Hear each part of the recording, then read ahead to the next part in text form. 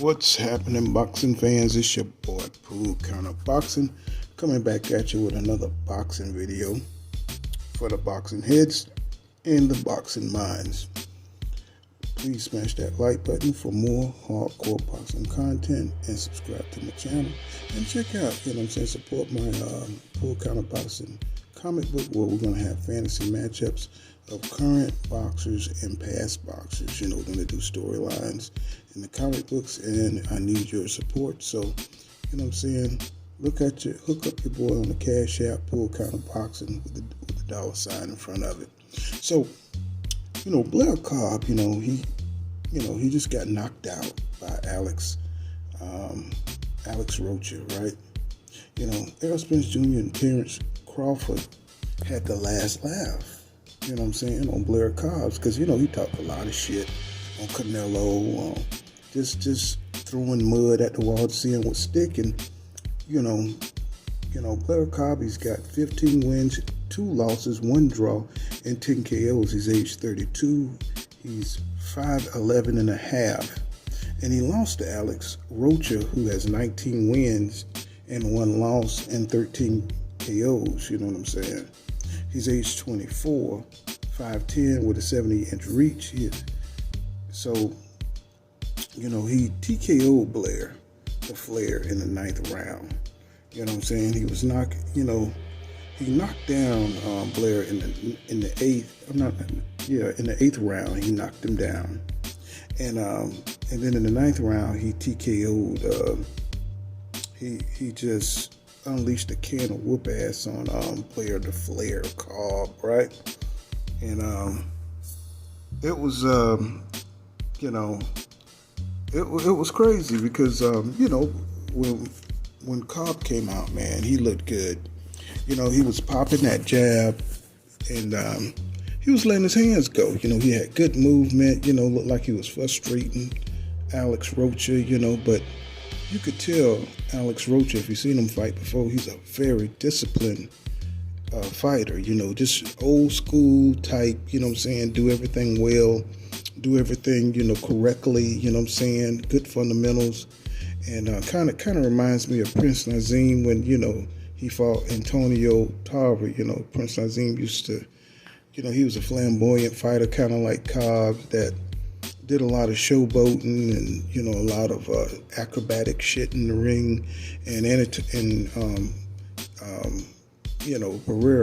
Barrera went in there and just beat the shit out of him and embarrassed him, And, he never fought again after that. So, but Blair the Flair Cobb, he felt that power. He felt that power from Rocha, because Rocha wasn't playing no games. He was missing at the beginning because he had to get he was trying to get Blair timing, and he was just following Blair around the ring, because I think emotionally, when you fight a guy, that talks a lot of shit, you just want to kind of hurt him, and you're not really thinking about the strategy, to get there. So Blair can move, man. He's fast, But Cobb was catching him with some nice little counters, but when you're fresh and stuff, them counters hurt.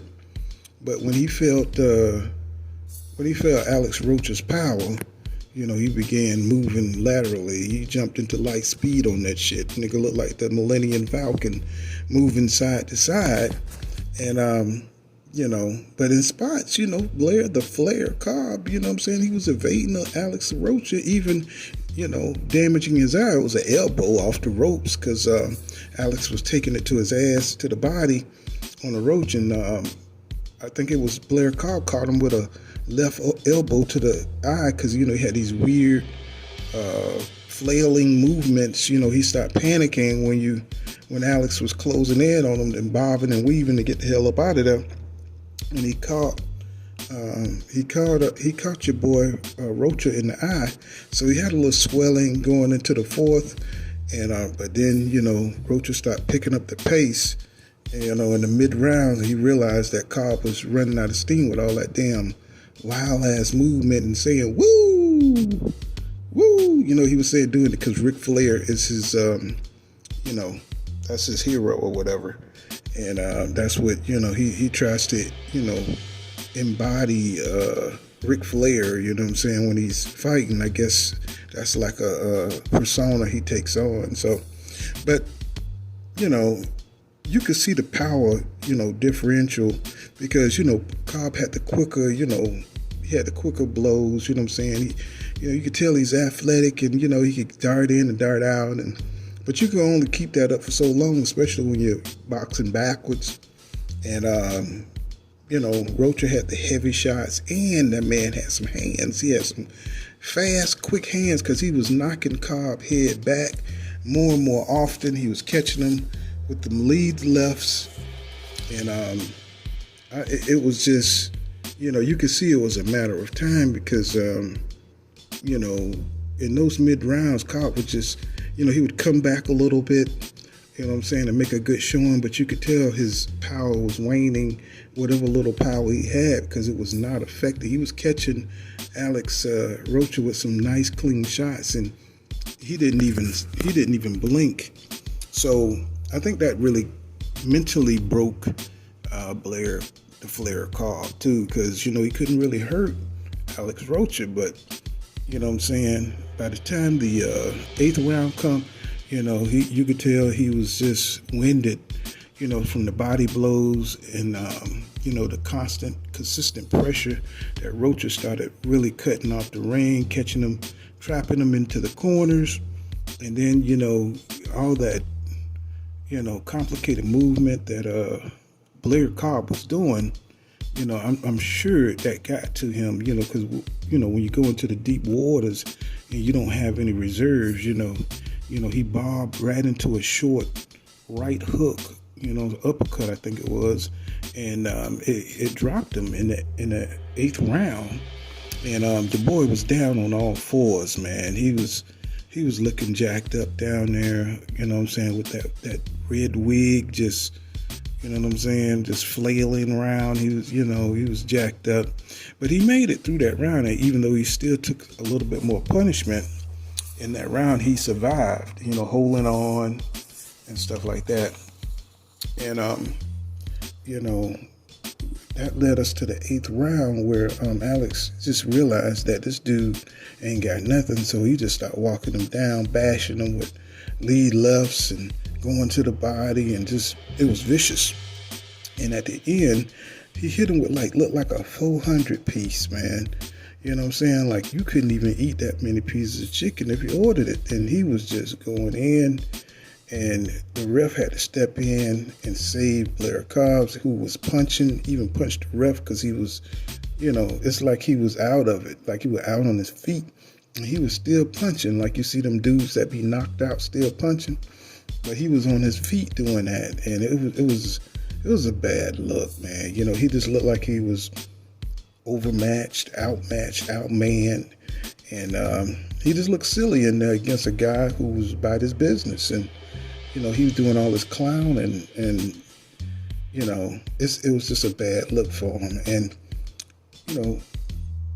you know, Rocha hit him so many times, bro. He probably thought he was outnumbered, tell you the truth, because he didn't know where the hell he was, and his arms were just moving, and the ref had to be careful because he took a few punches. And, you know, this just goes to show you, man, that, you know, you can't be talking all that shit, man. You know, he brought a lot of attention to himself to this fight, clout chasing Errol Spence Jr., right? And he said some things, you know what I mean?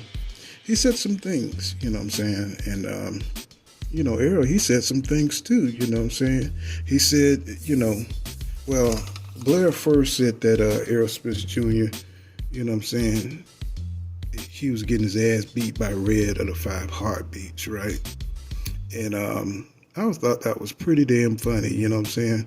And we all know that Hawthorne James played Red on the 5 Heartbeats. You know, he got that red, had that crazy red hair, so we all know what Errol was talking about.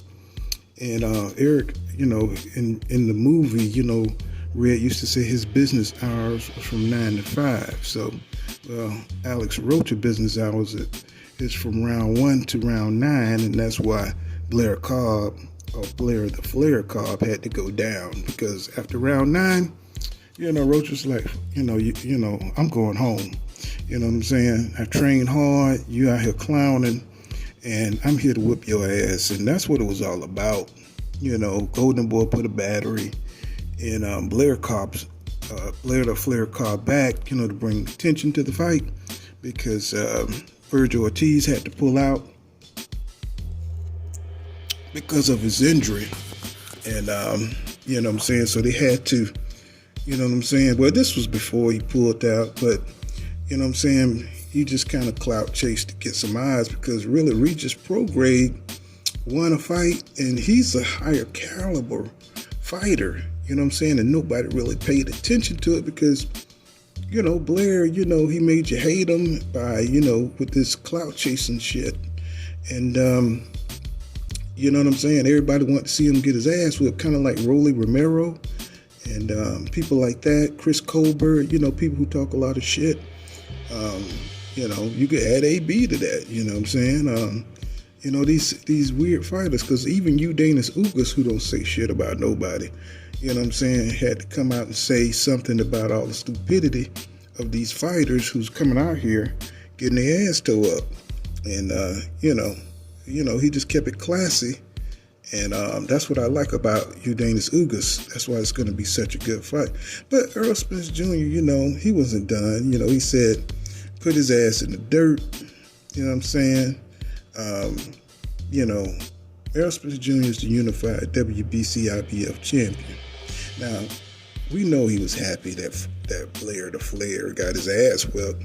That's understandable, Because these fighters are human, Sometimes we got to take a step back, and remember, that you can't just trash a man, because you don't like his fighting style, These people are still got families, They still got friends and they're still human, But the other ring assassin,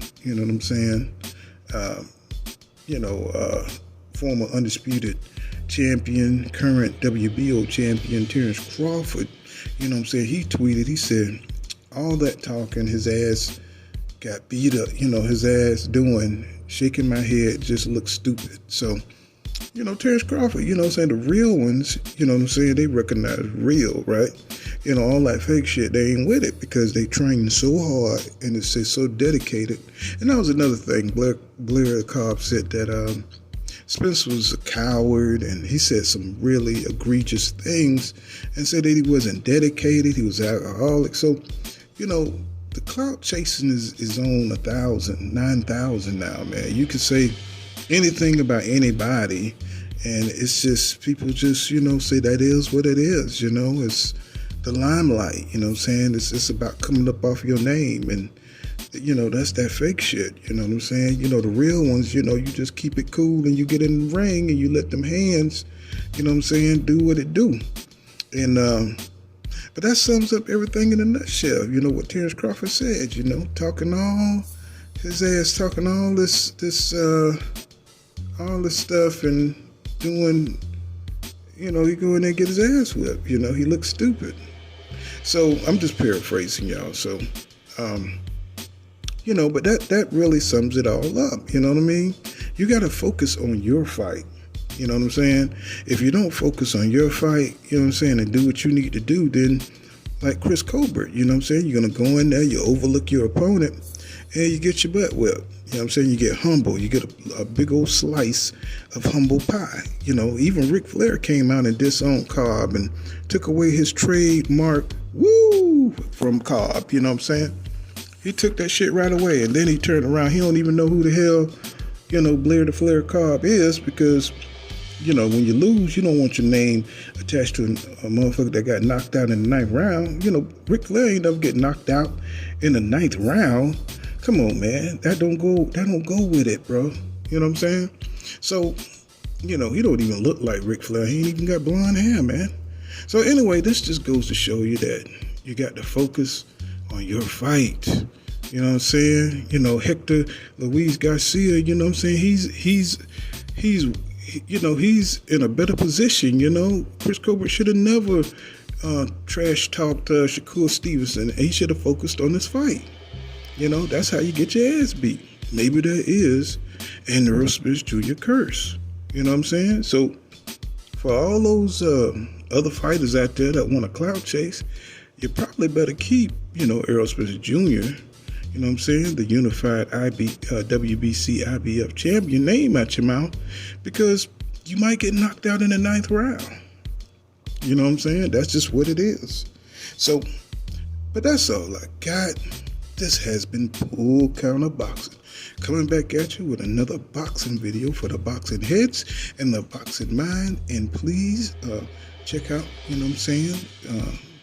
my comic book, my Pool Counter Boxing comics. And I will be, looking for my boxing family to help support me with that. And I'm looking for a team of artists, to help me keep it going, because my time is the time that's the limit, that's limited. So, let's, look out for the next great fight. Blair to Flair Cobb, we're going to turn the page in history on that one. He did what he had to do. He was what he was. They put the battery in his back, and, now he's just a footnote. So, that's all I got. This has been Pool Counter Boxing. Make sure you smash that like button and subscribe to my channel. And, remember what I always say. Law don't go around here, law dog. Get savvy. See you in the next one.